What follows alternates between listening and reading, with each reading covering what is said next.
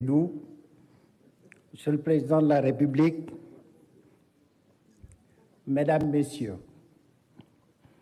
Monsieur le Président de la République, je voudrais d'abord vous féliciter pour ce cadre de dialogue que vous offrez à la classe politique.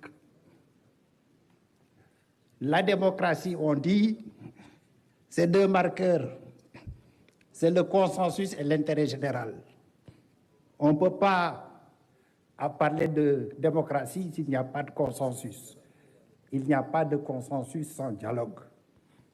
Comme nous l'avons dit, Monsieur le Président, avant de venir, et comme nous l'avons répété ce matin, rien ne doit être de trop pour trouver, dans le respect du droit et des principes démocratiques, une solution devant assurer le passage de témoins à la tête de l'État dans l'apaisement, la paix sociale et la réconciliation nationale.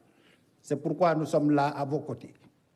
Nous sommes là et nous sommes venus également avec des inputs que nous détaillerons bien sûr lors des travaux. Notre coalition, la coalition John 2024, réitère son souhait qu'il n'y ait pas d'interruption du processus électoral, par respect du principe des droits acquis.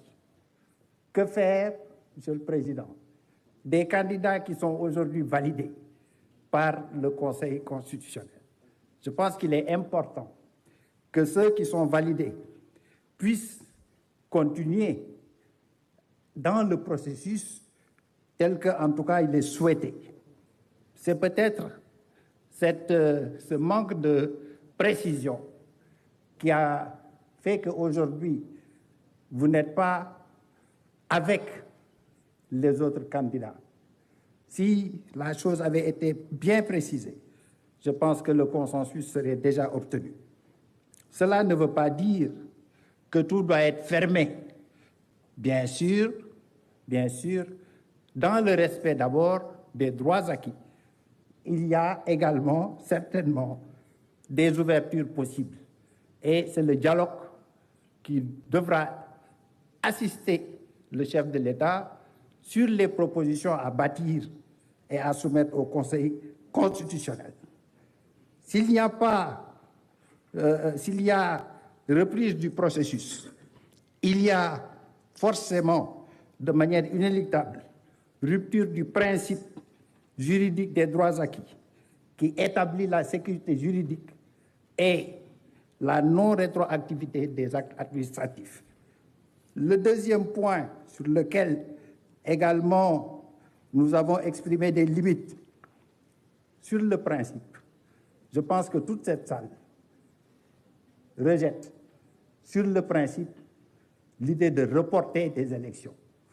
Mais en pratique, comme dit Wolof, Monsieur le Président, il y a eu des soupçons, il y a eu des difficultés qui ont été soulevées dans le cadre du processus électoral. Et il nous semble important, également là aussi dans les meilleurs délais, de vider ces questions en suspens. Nous ne disons pas que le temps juridique et le temps politique, non. Mais dans les meilleurs délais, il va falloir y réfléchir pour libérer d'abord ceux qui sont soupçonnés. S'il n'y a rien, comme nous disons, si rien ne fermente, la fermentation n'a pas de sens. S'il n'y a rien, qu'on le dise. S'il y a problème, le droit sera dit.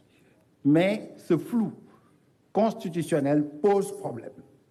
Enfin, Monsieur le Président, vous l'avez dit, la fixation des dates d'élection ressort du réglementaire.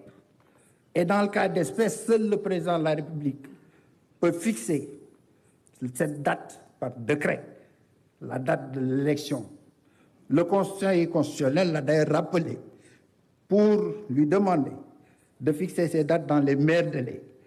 Le dialogue trouve toute sa pertinence pour justement assister les autorités compétentes, le chef de l'État en particulier, dans la fixation de cette date. Et je pense que à la sortie de cette réunion, vous avez déjà parlé de l'hivernage comme deadline. Peut-être il y a d'autres deadlines. Peut-être il y a une réflexion à mener qui doit être dans la corbeille. Et c'est tout ça, et c'est pour tout ça que nous sommes aujourd'hui à vos côtés pour dialoguer, pour le Sénégal. Ce n'est pas un dialogue Macky Sall. Il s'agit d'un dialogue pour le Sénégal. Je vous remercie. Alors, Mohamed Boun Abdallah Dionne, beaucoup, candidat retenu par le Conseil constitutionnel. Il fait partie des 20 candidats retenus. Et il a parlé des droits acquis et qu'il ne voudrait pas sa coalition John 2020.